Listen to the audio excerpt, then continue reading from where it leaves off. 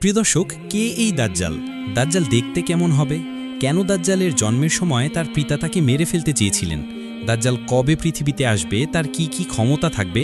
আর কেন আল্লাহ দাজ্জালকে দিয়ে আমাদের এই পরীক্ষা নেবেন? এসবের শেষ পরিণতি কি হবে? আর দাজ্জালের এত শক্তি থাকার পরেও পরিশেষে দাজ্জাল কিভাবে ধ্বংস হবে? এই সকল বিষয় জানব আজকের ভিডিওতে। তাহলে চলুন শুরু করি আজকের ভিডিও। দাজ্জালের জন্মের সময় কি ঘটনা ঘটেছিল, দাজ্জালের বাবা এবং মায়ের আসল পরিচয় কি ছিল, এবং তারা কি মানুষ ছিল নাকি অন্য কিছু? শিশু অবস্থায় দাজ্জালের এমন কিছু ব্যবহার ছিল যা জানলে আপনি চমকে উঠবেন। নবী সাল্লাল্লাহু আলাইহি ওয়াসাল্লাম একদিন মসজিদের মিম্বরে উঠে বললেন, মুক্তির দিন। আর মুক্তির দিন কি, এই কথা তিনি 3 বার বলেছিলেন। এটি বলার কারণ কি ছিল? প্রিয় বন্ধুরা, ভিডিও শেষ পর্যন্ত আমাদের সাথে জুড়ে থাকুন এবং আপনার মূল্যবান মতামত আমাদের কমেন্ট বক্সে লিখুন। দাজ্জালের আবির্ভাব কিয়ামতের অন্যতম বড় নিদর্শনগুলোর মধ্যে একটি। তাই আল্লাহর সব নবী রসুলই তাদের জাতি ও অনুসারীদের দাজ্জালের ফিতনা সম্পর্কে সতর্ক করেছেন। প্রিয় নবী সাল্লাল্লাহু আলাইহি ওয়াসাল্লাম বলেছেন, আল্লাহ এমন কোনো নবীকে প্রেরণ করেননি যিনি তার উম্মতকে একচোখা মিথ্যাবাদী দাজ্জাল সম্পর্কে সতর্ক করেননি। জেনে রেখো, সে একচোখা, আর তোমাদের প্রতিপালক একচোখা নন। তার 2 চোখের মাঝে কাফির লেখা থাকবে, যা প্রত্যেক ঈমানদার ব্যক্তি পড়তে পারবে।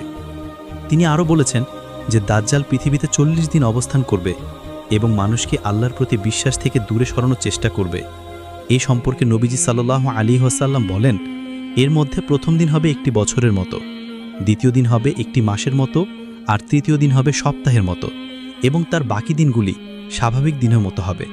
মসিহ দাজ্জাল সম্পর্কে বলা হয়েছে যে তার পিতা ও মাতা 30 বছর ধরে সন্তানহীন ছিলেন।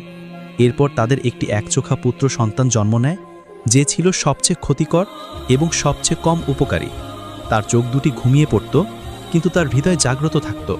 তার পিতা ছিলেন দীর্ঘকালী মাংসলো গড়নের এবং তার নাক ছিল পাখির ঠোঁটের মতো বাঁকানো। তার মা ছিলেন বেশ মোটা ও লম্বা হাত বিশিষ্ট। অর্থাৎ দাজ্জালের পিতা ছিলেন দীর্ঘকালী, কিন্তু শরীরে তেমন মাংস ছিল না, আর তার মা ছিলেন বেশ ভারী, লম্বা হাত ও বড় বক্ষ বিশিষ্ট।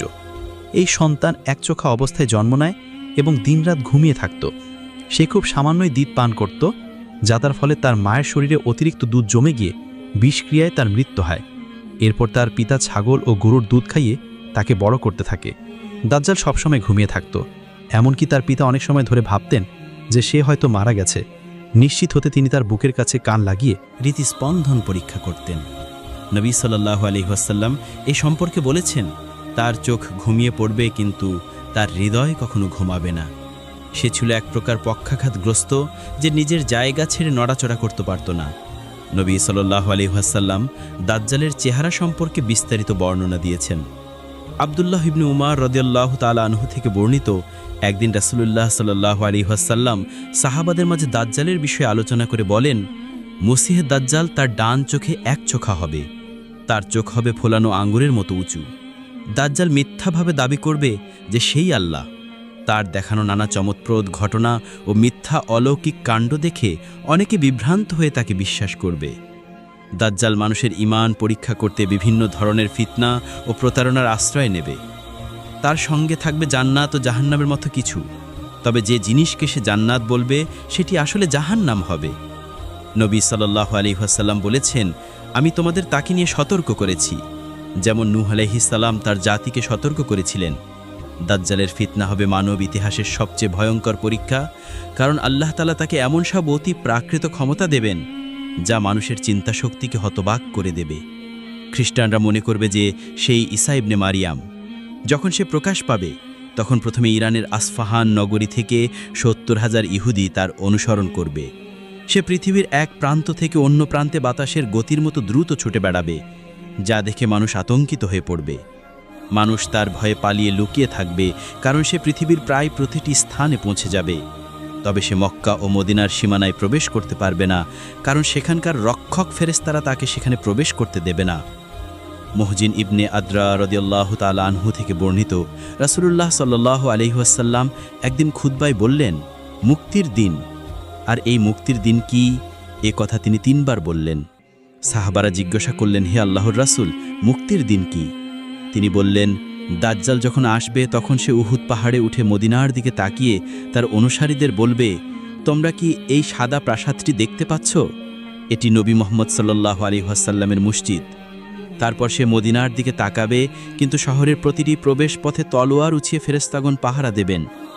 এরপর সে জুরফ নামক অঞ্চলে এক সমতল ভূমিতে অবস্থান নেবে এবং সেখানে তাঁবু স্থাপন করবে। তখন মদিনা 3 বার ভূমিকম্পের মতো কাঁপবে। ফলে শহরের সব মুনাফিক, পাপাচারী নারী পুরুষ দাজ্জালের দিকে বেরিয়ে আসবে। সেটাই হবে মুক্তির দিন, যেদিন মদিনা মুনাফিক ও পাপাচারীদের হাত থেকে মুক্তি পাবে। দাজ্জালের সঙ্গে থাকবে 2টি নদী। একটি সে জান্নাতের নদী বলে দাবি করবে, আর অন্যটি জাহান্নামের নদী হিসেবে পরিচয় দেবে। মানুষ তার তথাকথিত জান্নাতের পানি পান করতে চাইবে, কিন্তু সেটি আসলে জ্বলন্ত আগুন হবে।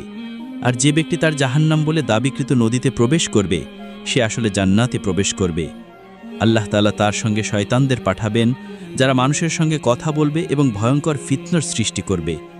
দাজ্জাল আকাশকে আদেশ দিবে, ফলে মানুষের চোখের সামনে বৃষ্টি হবে এবং জমিনে ফসল গজাবে। সে একজন মানুষকে হত্যা করবে এবং সবার সামনে আবার জীবিত করে বলবে, হে মানুষ, এই কাজ কি আল্লাহ ছাড়া আর কেউ করতে পারে? এই কথা শুনে অনেকে তাকে সত্যিকারের প্রভু মনে করে বিশ্বাস করবে এবং তার অনুসারী হবে। ধীরে ধীরে তার ফিতনা ছড়িয়ে পড়বে, আর তার অনুসারীর সংখ্যা বৃদ্ধি পাবে। কেবল অল্প সংখ্যক প্রকৃত মুমিন তার ফিতনা থেকে রক্ষা পাবে। তারা সিরিয়ায় জাবাল আর দোখান নামক স্থানে আশ্রয় নেবে। তখন দাজ্জাল তাদের ঘেরাও করবে এবং চরম কষ্টের মুখে ফেলবে। ফলে তারা ভয়াবহ দুর্ভোগের সম্মুখীন হবে। দাজ্জালের প্রধান অনুসারীরা হবে ইহুদি এবং তুর্কি জাতির মধ্যে বেশ কিছু লোক। এছাড়া মরু অঞ্চলের কিছু বেদুইন এবং নারীরাও তার অনুসারীদের মধ্যে বেশি থাকবে। রাসূলুল্লাহ সাল্লাল্লাহু আলাইহি ওয়াসাল্লাম বলেছেন, ঠিক 40 দিন শেষে হযরত ঈসা আলাইহিস সালাম পৃথিবীতে অবতরণ করবেন। তিনি হলেন প্রকৃত মসিহ, আর দাজ্জাল হল মিথ্যা মসিহ। আল্লাহ তাআলা হযরত ঈসা আলাইহিস সালামকে আসমানে উঠিয়ে নিয়ে গিয়েছিলেন এবং নির্ধারিত সময়ে তিনি পুনরায় পৃথিবীতে নেমে আসবেন দাজ্জালকে পরাজিত করার জন্য।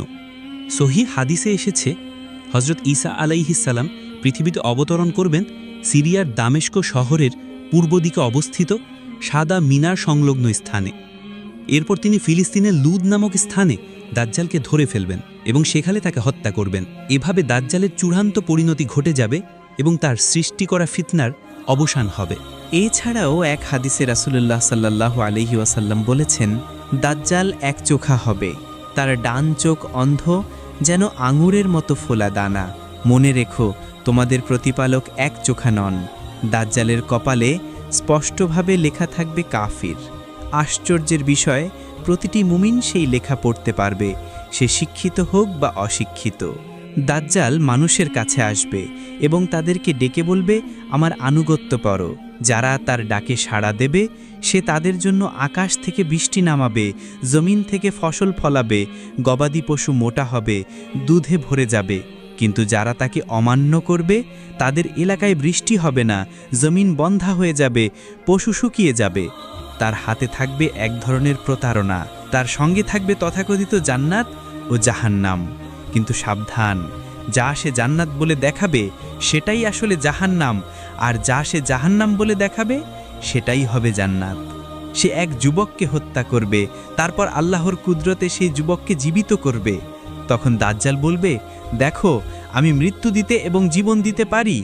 কিন্তু যুবক দৃঢ়ভাবে বলবে, না, তুমি সেই দাজ্জাল ছাড়া আর কিছু নও, যার ব্যাপারে আমাদের নবী সাল্লাল্লাহু আলাইহি ওয়াসাল্লাম আমাদের সতর্ক করেছিলেন। দাজ্জাল 40 দিন দুনিয়ায় অবস্থান করবে। প্রথম দিন হবে 1 বছরের সমান, দ্বিতীয় দিন হবে 1 মাসের সমান, তৃতীয় দিন হবে 1 সপ্তাহের সমান, আর বাকি দিনগুলো হবে স্বাভাবিক দিনের মতো। রাসূলুল্লাহ সাল্লাল্লাহু আলাইহি ওয়াসাল্লাম আমাদের শিখিয়েছেন, দাজ্জালের ফিতনা থেকে বাঁচতে হলে সূরা কাহাফের প্রথম 10 আয়াত, অন্য বর্ণনায় শেষ 10 আয়াত মুখস্থ করে রাখতে হবে এবং তা পড়তে হবে। এইভাবেই শেষ হবে দাজ্জালের জীবন, যখন আল্লাহ তাআলা ঈসা ইবনে মারিয়াম আলাইহিস সালামকে পাঠাবেন আর তিনি তাকে হত্যা করবেন। এরপর দুনিয়ায় শান্তি নেমে আসবে। প্রিয় দর্শক, দাজ্জালের ফিতনা থেকে রক্ষা পেতে আমরা আল্লাহর কাছে দোয়া করি, হে আল্লাহ, দাজ্জালের ফিতনা থেকে আমাদের হেফাজত করুন, আমাদের ঈমান দৃঢ় করুন এবং রহমতের ছায়ায় রাখুন। আল্লাহ আমাদের সবাইকে নিরাপদে রাখুন। আসসালামু আলাইকুম ওয়া রাহমাতুল্লাহ। ভিডিওটি ভালো লাগলে লাইক দিন এবং আমাদের চ্যানেলটি সাবস্ক্রাইব করুন, যাতে নতুন ভিডিও মিস